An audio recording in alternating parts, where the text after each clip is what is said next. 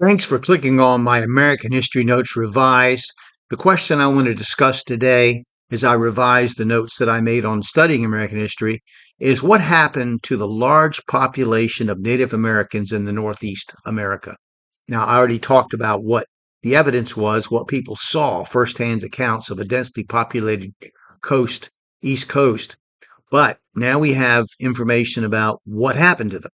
An epidemic oh, by the way, if you watch this video, please click like and subscribe or follow and share the video with someone else. So an epidemic in the early part of the 1600s or the 17th century wiped out a great many of these people. Now, the previous populous coast became empty, devoid of life. It's reported that village after village contained nothing but the bones of their former inhabitants. Now, Arthur Speece of the Maine Historic Preservation Commission and Bruce Speece of the Medical College of Virginia, I don't know if they're brothers, it looks like they might be related, claimed that the epidemic, these guys were former, they're not there anymore, but they claimed that the epidemic was probably viral hepatitis spread by contaminated food. Now, Merchant Thomas Morton reported that the Indians, quote, died in heaps as they lay in their houses, unquote. In panic, the healthy fled from the sick and carried the disease to neighboring communities. Behind them, the dying were left to be fed on vultures and vermin. Beginning in 1616, Mann tells us the pestilence took 3 years to exhaust itself and killed 90% of the native population of New England. And so the land was prepared for mass European colonization. Now, the book Tribal Wars of the Southern Plains by Stan Hoig, Hoig, gives us an idea what may have been the situation in the southwestern United States. Not having the horse, an argument against the whole Bering land bridge theory, as why wouldn't horses have crossed from Asia with people on foot?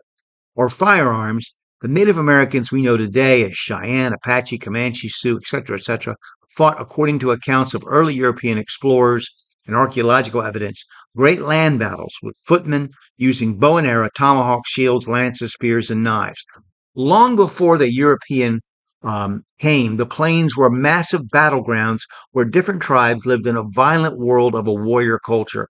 Eventually, the introduction of the horse changed the tactics of the Indians from head-on confrontations between as many masked warriors as each fighting tribe could muster to a preference for hit-and-run raids on horseback.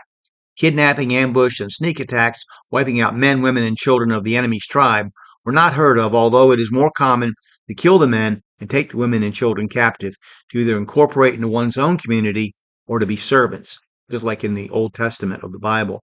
This was not unlike the method of warfare in the ancient Near East. There is an argument as to whether or not scalping was introduced by the European, but it was in use as evidence of success in a raid when Europeans eyewitnessed Indian warfare. Now, I'm going to stop there. I don't want to go too much to make these too long, but I want to stop there. And we're going to talk about the homes that Native Americans built and just different things about that. So, and disease still. So I hope that you get something out of this and that you'll feel free to make comments. I'd like to see what you have to say. What is your opinion or what you found out about what I've said?